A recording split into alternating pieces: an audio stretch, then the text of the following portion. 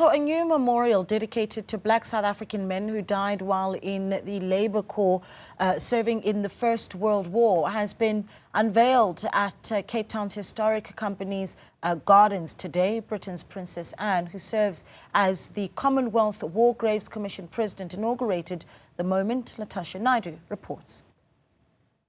A time to redress, to honour long-forgotten heroes.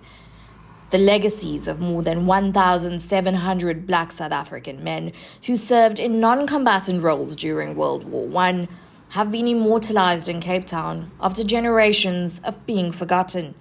The newly inaugurated Cape Town Labour Corps Memorial was funded by the Commonwealth War Graves Commission. This memorial is a reminder of a shared but sometimes difficult past.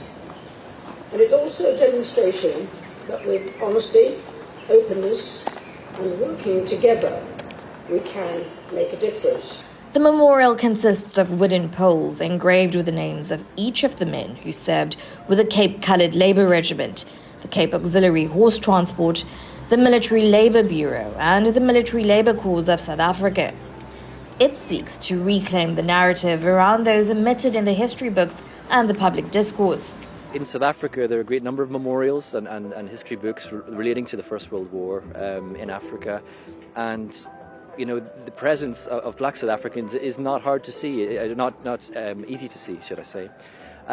They're not particularly memorialized. Many graves were not marked of those that died.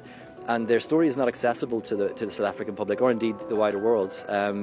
And so that was at risk of being forgotten. You know, families remembered very vividly that they'd lost loved ones, but, you know, without that acknowledgement on a wider scale, keeping the story alive was becoming a challenge. And hopefully this monument and the unveiling today is a chance for us to do that.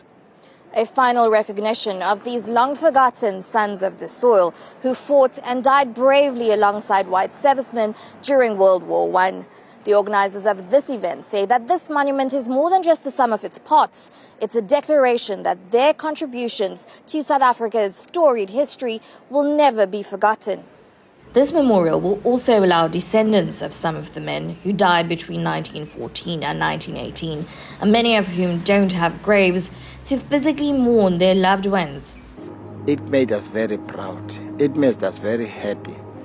Although it pained us, on the other hand, that the remains, we can't find the remains. But we're happy that at last,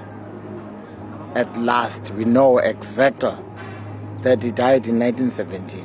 The Labour Corps Memorial will also serve as a reminder to all who visit the site at Cape Town's historic company's gardens of just how far we've come as a nation in fighting against tyranny. And I think that they've done a beautiful job. The memorial is very, very special and very different. Not your average war memorial that you see all over the world, which is usually an enormous marble tower of sorts. This is special, thoughtful, personal. So I'm very happy with it. The Commonwealth War Graves Commission says it's important for the organisation to right the wrongs of history and continue to commemorate everyone who died without distinction. For Newzroom Afrika on Channel 405, I'm Latashia Naidoo in Cape Town.